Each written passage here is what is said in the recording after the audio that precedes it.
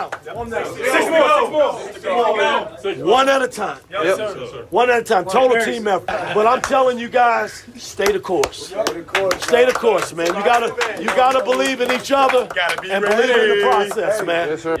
So be humble. Hey, remember on 3, 1, 2, 3. Feel good. Hey, one down. Six more.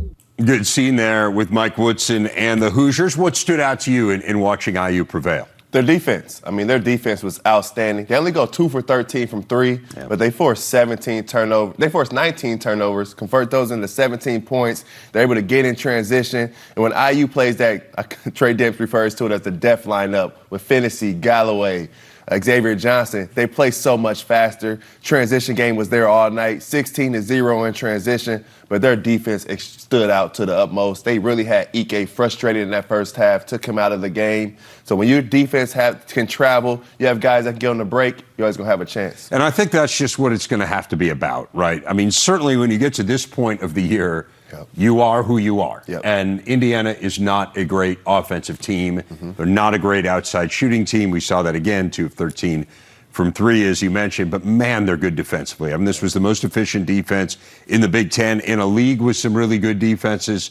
Rafael Maldonado was just completely baffled. The point guard, look, he's not a point guard, and I think that showed. Right? You understood a little bit why he had not begun his career as a point guard. But I think Indiana had a lot to do with that. They were suffocating on defense, to your point. And they had a great game plan. And if you look at how Wyoming wanted to play, you could tell Ike was used to being double-teamed and being able to hit shooters across the perimeter. Well, you have TJD.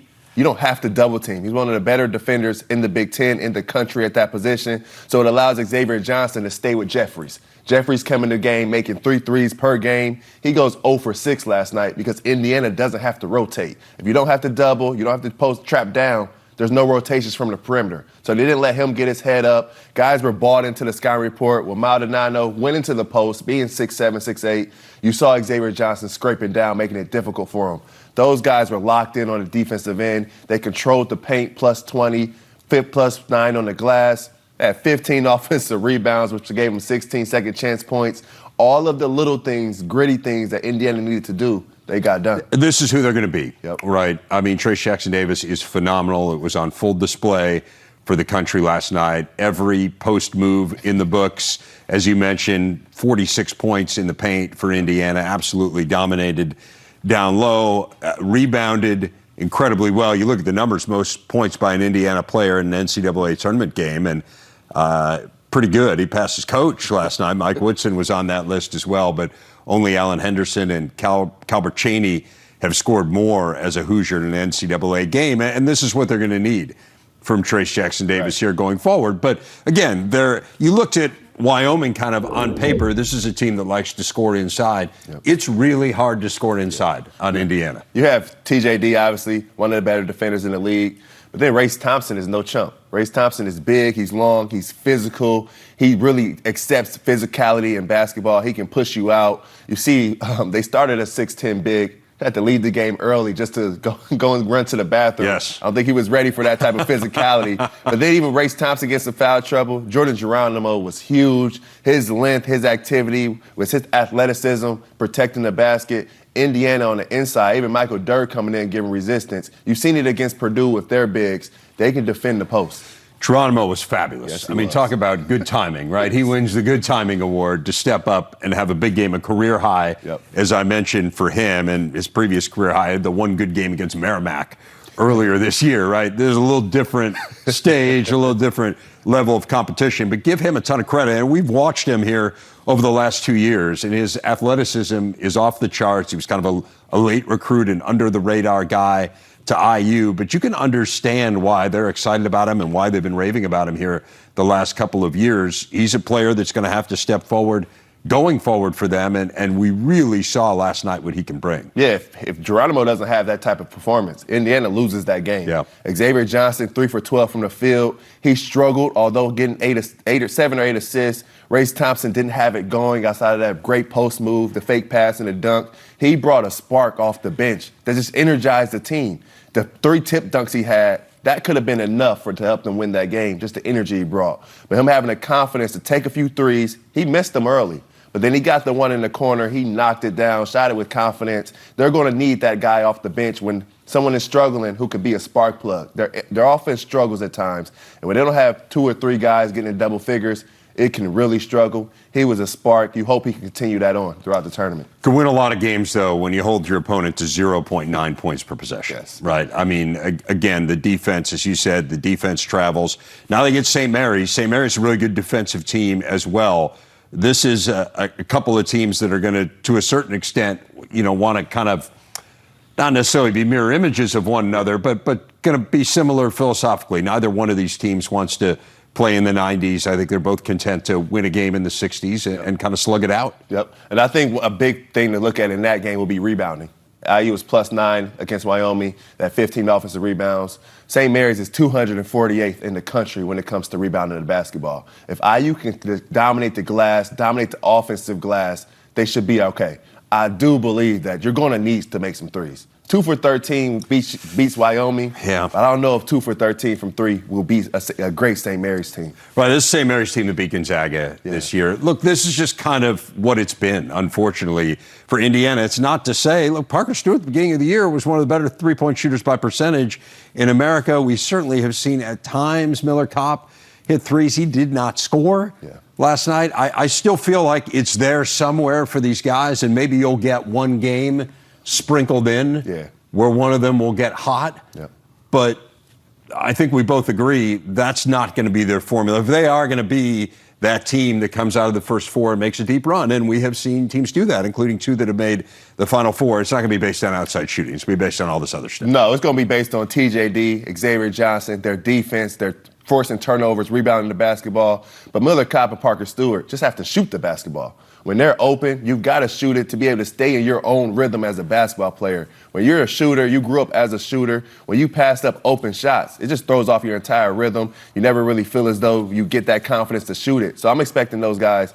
TJD will be doubled in this next game. They're going to have to. He's going to dominate. When you get open ones, you either got to shoot them or you can't play. And you saw earlier in the game, they passed up a few ones. You saw Galloway check in very quickly. Those 2, they were brought to Indiana to make shots, shoot shots. They've got to do that if they want to make a deep run. Lack of confidence is the problem, no doubt about it. Let's turn the page. We've got Rutgers playing tonight, so 2 Big Ten teams in the first 4. The Scarlet Knights take on Notre Dame. The Irish kind of eked their way in. Obviously, Rutgers eked its way in, too. You're not in the first 4 if you didn't eke your way in. But this is a team in Notre Dame. It's kind of to me, I've watched Mike Bray teams for years. I have a ton of respect for him, as I know you do, too. He's a fabulous coach. This is like a Mike Bray light team. This is not one of his best teams, but you kind of know what you're going to get, right? They're going to be a good outside shooting team. They're not going to turn the ball over a whole lot. There just isn't a ton there in terms of star power on this Notre Dame team. What step stands out to you? I know you've watched them some this year. Blake Wesley. Blake Wesley, especially against Illinois. That was kind of his game that brought him to the national scene, if you would say. 24 points against Trent Frazier, who's one of the better defenders in the country. He's a kid that can score the ball in bunches, put the ball in the basket. I think the matchup comes down to Blake Wesley, Caleb McConnell. Caleb McConnell being the Big Ten Defensive Player of the Year. He's seen guys like Keegan Murray, Johnny Davis, Jaden Ivey. I don't know if Blake Wesley has seen a defender like Caleb McConnell. Caleb McConnell can get into you. He's physical. He's 6'7". He's strong. I think that matchup will be key for this game. If you're Caleb McConnell, you want Blake Wesley to shoot however many points he scores. You want it to be matchup and shots attempted. He gets 20 points. You want him to have 19, 20 field goals. I strongly believe who wins that matchup will have a good shot to win the game. What about on the other end for Rutgers offensively? Who are you keeping your eye on? Paul Mulcahy. Paul Mulcahy, when he's great, Rutgers is really good. You think about that win streak they had over win teams. He was playing in such a great rhythm. He can score the ball on the block. I love when Paul Mulcahy gets it going. Coach Piker will post him up, son, and run their offense through him on the block. It allows him to get some of these beautiful passes along the baseline for 3, but also to Amori at the rim. I think the way Paul Mulcahy's been playing has really added to Cliff Amori's game, giving him some confidence with those fantastic dunks around the rim. When they were winning games at a high fashion, looked like one of the better teams in the conference, Paul was averaging 17 points, 7 assists, doing it on over 60% from the field. And when he struggled down the stretch, not only did he struggle big time, look at the Michigan game. at Michigan, but Rutgers struggled to even score the basketball. He gets guys in rhythm. He pushes the break sometimes. You see Ron Harper trailing for a trail three. That's when they're at their best, when Paul Mulcahy's confident, he's playing well offensively, sharing the sugar. Even a guy like Dean Reber coming off the bench, affecting the game, he gets his shots from a Paul Mulcahy. That'll be huge for Rutgers. Yeah, no doubt. I mean, that stretch where they won 4 games and became the first team ever to do that, to win 4 straight games against ranked teams as an unranked team, was the best we saw Mulcahy play all year by leaps and bounds. It actually started in the second half of the first game, the game they lost, right? The Northwestern game where he took over the game. And then those next 4 games, he was fabulous. And then it's kind of been up and down for him. And I feel like it's a little bit of the same story with Rutgers. And you just wonder a bit about regaining their confidence. Even the games they won here down the stretch, I mean, just barely eked out that Penn State game, a game that in hindsight clearly would have kept them out of the tournament. So, to me, I guess I look at it and I wonder, do they come out with that sense of relief that playing under the microscope, playing with so much pressure here down the stretch because they had dug themselves such a huge hole and then basically on February 1st turned it on and became the team that I think everyone believed they could be? Do you say, okay, the pressure's off and now we can kind of play Rutgers basketball and be the team that we believe we could be from the get-go before we lost to Lafayette and lost to UMass and found ourselves digging out of this hole? Or have they just exhausted themselves? That to me is the big question. I think they've kind of got that monkey off their back in a sense. They no longer have to answer questions like, how does it feel to be playing your game 7 of the season? You lose, you go home. Those questions are done. Those questions, those games where you go in with all that pressure. If you lose, you go home for the season.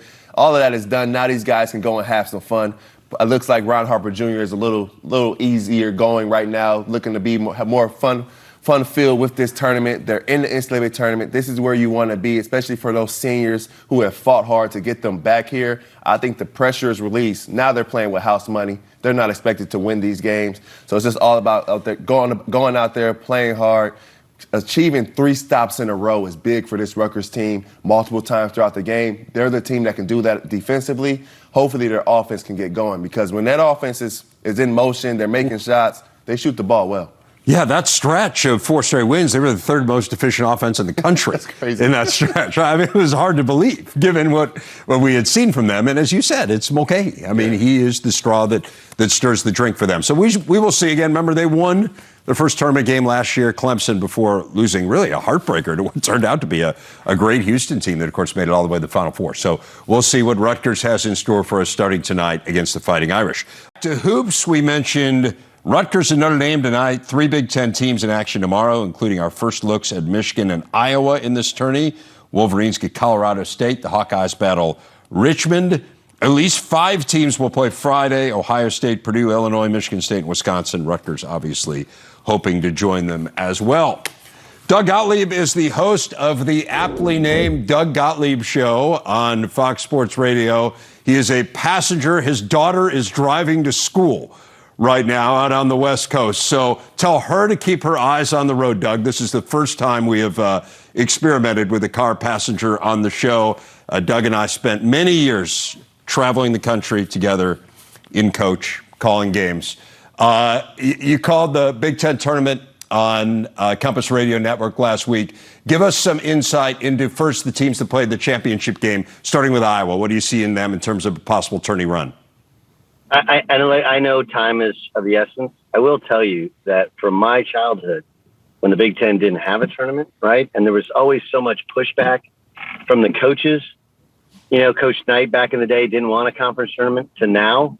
I mean, it's not only a well-oiled machine, but I would make the case, Rev, that of the tournaments you should attend if you're just a hoop fan, when it's in Indy, or if we get back to the Garden, because that was really special as well.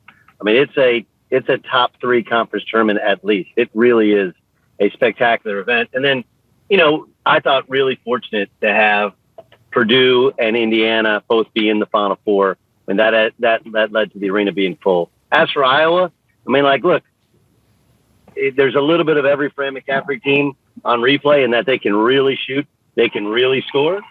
The difference is I do think they're better with the Murray twins inside defensively than they've been in previous years. They have really good length. I think that Joe Toussaint, they have two backup point guards who change the tempo when Jordan Bohannon can get pressured out of how he wants to play. So I like this team. And then you factor in that, like last year, you have a weapon that simply other teams don't have. You have a scoring machine. And Keegan, I think even more so than Luka, he can kind of be understated in how he does it because you don't really have to run plays for him.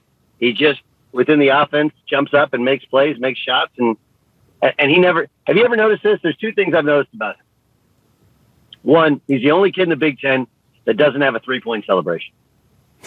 They all have – they fire the arrow. They do the three. They point to the sky. He's the only one. No three-point. And here's another one. Now, this is a really inside basketball one. All right. That for BTN this fits.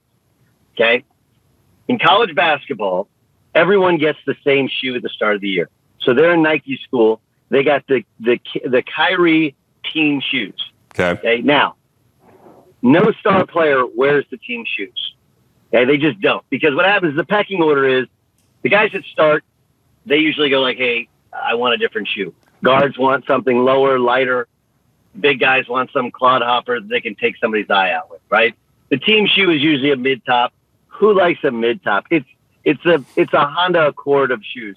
Nice, steady, safe, fine. But the first time you get out of it, you get out of it, right? Go watch Keegan Murray play. I'm telling you, he's playing with the team-issued Kyrie Irving shoes. There's like no frills to this kid. He just plays hoop. And then his brother's like the most underrated kid in the country because Keegan's scoring takes up all the oxygen, and his brother makes plays too. I really like this team. Their best player's not selfish. The best player can get a bucket seemingly anytime he wants. They make free throws.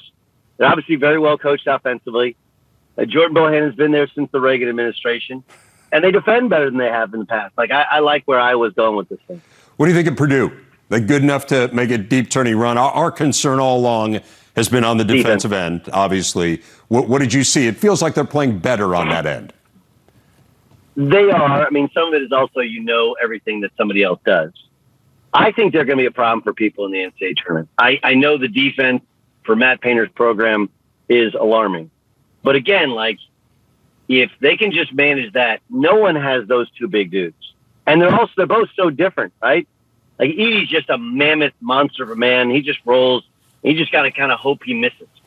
And then Travion, it's like a clinic down there. He loves you to double because he loves the pass out of it, and he can really score. And then, Ivy's got that gear that nobody else has. They're not as connected, maybe as Iowa is or some of these other teams. There's something, it's a little weird how Jaden kind of carries himself. Not bad, just not the rah-rah that you normally get from Purdue. And then it does feel like all the other guys are just kind of hunting shots, trying to figure out where they fit in. I think they got a very good draw. I think Yale's good, but as a 3 seed, that's not a terrible draw. And I think they have a couple weapons that no one else has. And then they have Jaden Ivey, who's as good on the defensive end as the offensive end. Do I think that they're going to need some timely shot making and figure out how to cover, big guys who float out on the floor? Yes. But I think they'll be okay. Like, I think this is a second weekend team. I think that part of it is everyone in the Big Ten knows their weaknesses. And I don't know if everyone outside of the Big Ten does. And so sometimes that changes how you look when you get into neutral court play. Who else impressed you? Who do you think is poised perhaps to make a deep run out of the Big Ten? There's so many teams. I mean, I love Illinois, and this might sound crazy on your network. I might like them as much or more without Kofi when they're fully healthy inside as I do with Kofi. Because when they don't have him, they just move the ball they've missed Bozeman's Verdonk. I saw him play really well earlier this year, and then he got hurt. They haven't figured out. Grandison's been hurt as well, so they haven't been able to go to that look unless Kofi's rested or getting in foul trouble. He's limited defensively, and offensively the lane gets kind of clogged. And so, Plummer, who's a great shooter, just becomes a catch and shoot shooter. But I like Illinois. They got to get healthy inside in order to compete. If they're healthy inside and they can rest Kofi, and Kofi can only play 25 minutes, I think they can be okay. Teams that run a ton of ball screens, he's going to struggle against just because he gets tired. He's just big and he gets tired and people attack him. So I don't love the Michigan news, them losing their point guard. I think I've seen Colorado State a ton. David Roddy is legit, but so are their guards. Their guards are really good. I don't like that draw at all for Michigan. Michigan State's kind of a weird team, as you and I have seen them. I thought that was a good win for Indiana last night. They continue. They'll have a chance against St. Mary's. I mean, that game will be played. It'll be 65-62, whoever wins it. Who else am I missing in the league? Oh, I like a lot. What the hell happened to Ohio State? Maybe a couple days off is what they need. Yeah. Everyone's picking Loyola Chicago. If they're right, like Branham is big time. Holy crap, is he good? And and to have to have two guys like that, I know they've gotten some uneven play from their backcourt, but they also haven't been healthy. If Ohio State's healthy, everybody thinks that because they played poorly at the end of the year, they're going to play poorly. UCLA played like crap last year, and they went all the way to the Final Four and could have beaten Gonzaga. I think with them, they got to get out of this first game. They got to get healthy. If they do, I think Ohio State's as dangerous as anybody because they have the interior play. They have a big and EJ who can step outside and shoot threes. They have an absolute pro in Branham. That kid is awesome. They have some other pieces that have to come through for them. But I like Ohio State. I think everybody's letting what happened at the end of the year and how they faded last year in the NCAA tournament affect them this year. I don't think that has any effect on how they play. I like them against Loyola Chicago because how Loyola Chicago plays should play into the hands of Ohio State. It's just unclear, is Kyle Young going to be healthy? Is Zed Key healthy? Is Michi Johnson healthy? I mean, I think that's the big issue here for Ohio State. But you're right. If they're fully healthy, they're really good. Hey, I want to ask you one big picture question. Since you follow the whole country, tell us who you're picking. Give us a sense of who's your Final Four, who's your national champ.